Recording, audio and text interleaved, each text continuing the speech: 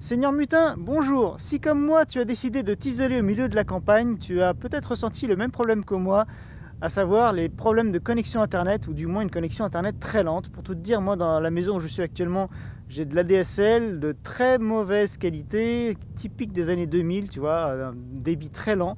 Et du coup j'ai cherché des solutions et j'en ai trouvé une qui est plutôt pas mal et que je vais partager avec toi dans cette vidéo. C'est parti. Ça fait plaisir de te retrouver après tous ces mois. Au moment où j'enregistre cette vidéo, on est fin novembre 2020. C'est le deuxième confinement en France suite à ces soucis de Covid-19. On est encore en plein dedans. Donc évidemment, au moment où tu regarderas cette vidéo, ce sera peut-être terminé. Mais pour l'instant, c'est vraiment une période très particulière. Il s'est passé pas mal de choses depuis mon retour d'Asie. Premier confinement en région parisienne, deuxième confinement ici, au milieu de nulle part en Bourgogne. Et je vais d'ailleurs en profiter pour te parler de mes histoires de connexion internet, parce que pour moi c'est quand même quelque chose d'important. Alors il y a plusieurs possibilités quand on est dans une zone comme ça pour se connecter à internet, et évidemment ça va évoluer avec le temps. Donc ce que je te dis là, c'est à un instant T, c'est-à-dire aujourd'hui en 2020, fin 2020, mais ça va évoluer. Il y a par exemple Elon Musk avec Tesla, SpaceX, tout ça. Bon, Elon Musk donc qui est en train d'envoyer dans l'espace des satellites pour permettre à l'avenir de se connecter à internet directement par satellite sur sa constellation. Alors je ne sais pas exactement encore qu'est-ce qu'il faudra comme matériel. À mon avis, ce sera quand même pas possible de se connecter directement à internet avec son réseau de satellite juste avec un smartphone. Je ne sais pas, sachant qu'il y a déjà des offres à ce jour. J'ai regardé longtemps ces offres-là de connexion internet par satellite. Bon, c'est généralement plus cher, ça demande évidemment du matériel supplémentaire, il faut une antenne parabolique, il faut un décodeur, enfin un modem spécial pour se connecter à internet par satellite. Il y a en plus des fois des problèmes de latence, c'est assez cher, les quantités d'échange de données sont souvent limitées, ou alors il y a des créneaux horaires particuliers pour pouvoir échanger vraiment des données sans qu'elles soient débitées du forfait. Et bon, ça a pas mal d'inconvénients, d'autant plus quand on n'est pas en permanence à un endroit précis, il faut s'abonner, du coup tu payes après l'abonnement pour rien quand tu n'es pas là. La fibre au fin fond de la campagne, c'est pas pour tout de suite. Il y a peut-être quelques exceptions, quelques endroits où miraculeusement ils ont eu la fibre, mais là où je suis, pour l'instant, a priori, c'est pas à l'ordre du jour. Donc, il reste la solution des ondes. Évidemment, quand tu es au fin fond de la campagne, la 4G porte pas toujours. Alors, en sortant de la maison, j'arrive des fois à capter un petit peu de 3G, un petit peu de 4G avec le téléphone. Mais c'est pas du tout suffisant pour avoir une connexion, et c'est encore pire que la connexion ADSL de la maison. Mais j'ai trouvé une solution avec ce qu'on appelle tout simplement un modem 4G. C'est-à-dire que, tu sais, il y a des modems dans lesquels tu mets ta carte SIM dedans, et avec ce système-là, tu peux te connecter à Internet. Et généralement, évidemment, l'avantage de ces appareils, c'est qu'ils ont une bien meilleure sensibilité qu'un simple smartphone. En mettant ce modem à la fenêtre de la maison, je captais suffisamment, très peu, mais suffisamment pour avoir à peu près le même niveau qualitatif qu'avec la DSL. Donc c'était pas encore une solution idéale.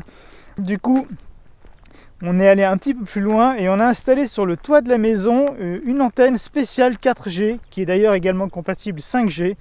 Je vais te mettre à l'image à quoi ça ressemble.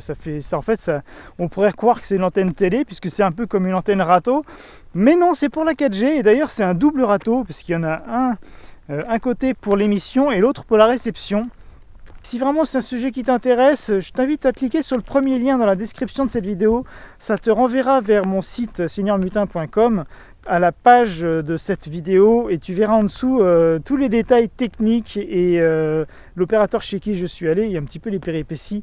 Alors il y a quelques problématiques qu'il faut retrouver sur une carte. Je te mettrai ça également comme info sur le site, puisque ça aussi c'est un peu technique, mais il y a des sites qui permettent de trouver sur la carte géographiquement les emplacements des antennes relais. Donc ça permet un petit peu de savoir où pointer l'antenne, puisque là l'avantage c'est que ces antennes permettent d'améliorer le signal, mais il faut bien les pointer, il faut qu'elles visent vraiment le mieux possible les antennes en question. Et moi je me demandais si ça allait marcher, puisqu'on est quand même au creux d'une vallée, il y a un peu de la terre devant, il y a une forêt qui est entre la maison et l'antenne, et sachant que l'antenne est, je ne sais plus exactement, mais entre 6 et 8 km je crois, à vol d'oiseau. Donc c'était pas gagné, mais en fait c'est plutôt pas mal parce que ça me permet d'avoir une bonne connexion. Alors l'avantage c'est qu'il y a un bien meilleur débit la plupart du temps, c'est que du coup je suis indépendant de la ligne téléphonique, plus de problème d'ADSL. L'inconvénient, enfin il y en a plusieurs, mais l'inconvénient c'est que la connexion n'est pas toujours régulière, c'est-à-dire qu'il y a des moments où ça va aller très vite et d'autres moments où le débit va être plus faible. C'est même arrivé que le débit soit un peu inférieur à la DSL, mais bon c'est très rare, hein. En général la vitesse est très bonne et je pense que c'est parce que ça dépend de l'occupation de l'antenne, c'est-à-dire quand il y a beaucoup de personnes qui sont connectées à l'antenne relais, et bien évidemment ça fait chuter le débit, alors que sur la DSL c'est beaucoup moins sensible. Parce que je pense que ça doit être régulé, enfin je sais pas, mais le débit est stable et fixe. Il est stable très bas, mais au moins il est stable. Mais bon, globalement c'est beaucoup plus avantageux quand même avec la 4G. Du coup, chez l'opérateur chez qui je suis, encore une fois je te dirai ça dans une vidéo privée sur le site, eh bien je peux avoir une deuxième carte SIM, que je mets une petite carte jumelle en fait, que je mets dans le modem et qui donc va pomper sur mon débit data de mon forfait principal. Du coup ça ne m'oblige pas à payer un nouveau forfait supplémentaire, c'est sur mon forfait mobile principal. Et il y a un autre avantage, c'est parce que tu vas me dire oui mais du coup les quantités de data c'est un peu limité. Et bien bon, je peux te dire que par exemple le mois dernier j'ai consommé 460 gigas et ça m'a coûté en tout, avec les options et tout ça, 22 € dans le mois. Donc c'est quand même pas mal. Évidemment il y a un investissement, hein. Il y a le modem qui a coûté je crois dans les 150 €. Le modem que j'ai est pas mal, sachant que bientôt il y aura des modems 5G évidemment qui vont arriver, donc là ce sera peut-être intéressant, mais à surveiller évidemment pour savoir quand est-ce que les antennes vont être équipées 5G. Moi je pense encore une fois qu'ici c'est pas encore pour tout de suite. Mais donc le modem était dans les 150 € je crois. Je te mettrai le lien si tu veux dans la description de la vidéo, ou si tu es sur mon site, je le mettrai en dessous dans l'article. Et les antennes, ça c'est le gros investissement sur le toit, puisque là on a fait appel à un installateur, et il y en a eu pour à peu près 400 € je crois pour installer les antennes. Mais bon, tu vois par exemple là l'abonnement à DSL à la maison, je crois que c'est 25 € par mois. Donc voilà, on va le couper cet abonnement, puisque avec la 4G ça fonctionne quand même très bien. Après ça demande de s'organiser un petit peu, je t'expliquerai ça dans la deuxième vidéo, puisque ces 460 Go, il y a des moments précis pour les consommer. Il faut jongler un petit peu avec tout ça. Moi j'ai choisi ça pour un petit peu un challenge économique, pour amortir le plus vite possible l'investissement initial dans le modem 4G et les antennes. Mais après, il y a d'autres possibilités, tu peux très bien... D'ailleurs, il y a des offres maintenant officielles par les opérateurs, 4G, tu sais, il y a les box 4G, tout ça. Mais bon, dans ce cas-là, en général, c'est à peu près le même coût qu'un abonnement ADSL, c'est-à-dire que c'est dans les 30 ou 40 € je crois, je ne sais plus exactement, ça dépend des offres. Et moi, du coup, avec ma solution, eh bien, j'ai quelques inconvénients. Je te mettrai précisément tous les avantages et tous les inconvénients et les petits problèmes logistiques. Je te montrerai aussi les captures d'écran de l'interface d'administration de mon modem pour que tu vois un petit peu comment ça se passe. Mais là, je trouve ça pas mal. Du coup, pour 22 € par mois, avec mon forfait actuel en tout cas, eh bien, j'ai non seulement ma ligne mobile et également la DSL, enfin une bonne connexion, je veux dire 4G, à la maison. Il y a des bons gros tas de merde là.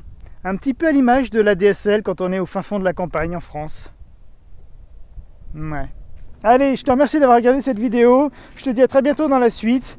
On va essayer de reprendre le rythme sur Seigneur Mutin. Et puis, bon, je ne vais pas le répéter à chaque fois, mais si tu as envie de développer éventuellement une activité basée sur tes passions, tes compétences, qui pourrait intéresser du monde, eh bien je t'invite à aller jeter un coup d'œil sur Seigneur Mutin également, et à t'inscrire si tu le veux pour accéder à du contenu que je vais créer spécialement pour toi et toutes les personnes qui auraient envie peut-être de faire comme moi, c'est-à-dire développer une activité basée sur une de leurs compétences ou passions, et pourquoi pas faire quelque chose de lucratif grâce à ça.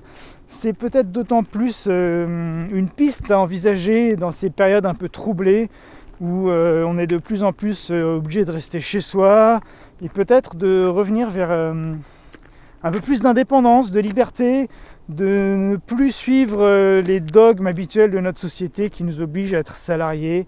On en parlera dans de prochaines vidéos, mais il y a des choses à faire et je prépare pas mal de contenu pour les personnes qui sont intéressées par cette thématique, pour les aider à développer leur autonomie sur Internet trouver leur passion. Il y a d'ailleurs, trouver leur passion, ça a priori, si tu as une passion, tu le sais déjà, mais c'est pas suffisant une passion. Il faut aussi qu'elle puisse justement être convertible en quelque chose de lucratif éventuellement sur internet. Mais bon, déjà avant tout, une des clés c'est de faire quelque chose qui nous plaît. Et pour ça d'ailleurs, il y a une formation gratuite à laquelle tu vas pouvoir accéder en tant que membre de Seigneur Mutin. Donc j'explique tout sur le site. Donc si tu veux suivre l'aventure, eh bien déjà tu peux t'abonner à cette chaîne si ce n'est pas déjà le cas. Et si tu t'inscris comme membre sur Seigneur Mutin, c'est gratuit et tu auras en plus accès à des contenus donc supplémentaires privés. Et tu recevras également de temps en temps de ma part des emails dans lesquels je t'expliquerai pas mal de choses par rapport à tout ça si tu es vraiment intéressé par le sujet. A bientôt, salut!